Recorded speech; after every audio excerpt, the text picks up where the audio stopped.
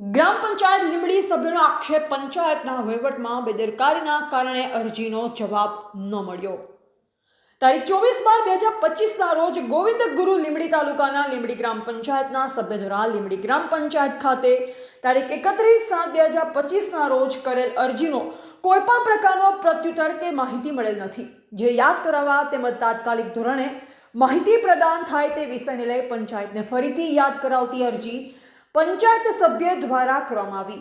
સભ્ય દ્વારા અરજીમાં જણાવ્યા મુજબ તેઓના કાર્યક્ષેત્ર તેમજ લીંબડી ગ્રામ પંચાયત વિસ્તારના સારા, સુચારુ, પારદર્શક વિકાસના કાર્ય અને આગળના કામોનું સારું આયોજન થાય તે હેતુથી જાણકારી માટે માહિતી માંગતી અરજી કરી હતી, જે પંચાયતને ફરીથી યાદ કરાવી તાત્કાલિક ધોરણે માહિતી પ્રદાન થાય તેવી આશા સાથે વિનંતી સહ આગ્રહ કરવામાં આવ્યો હતો.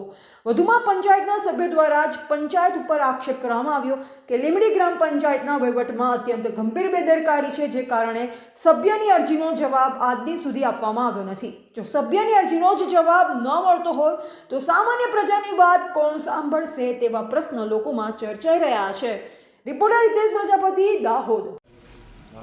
અમો લીંબડી ગ્રામ પંચાયતના સભ્ય છીએ અને એક સામાજિક કાર્યકર પણ છીએ.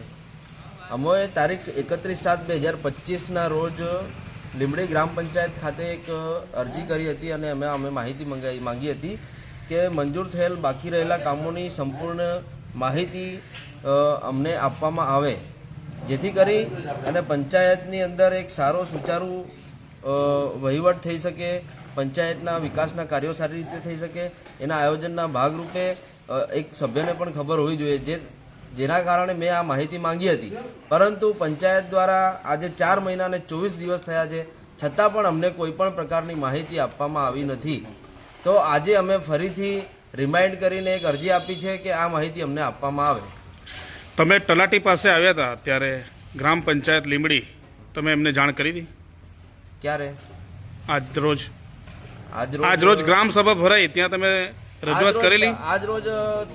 આજ રોજ મેં તલાટી સાહેબને જાણ નથી કરી, પરંતુ પંચાયતમાં અંદર અરજી મેં મારી રિસીવ કરાવી દીધી. પ્રત્યુત્તરમાં જવાબ શું મળ્યો? પ્રત્યુત્તરમાં જવાબ નથી મળ્યો.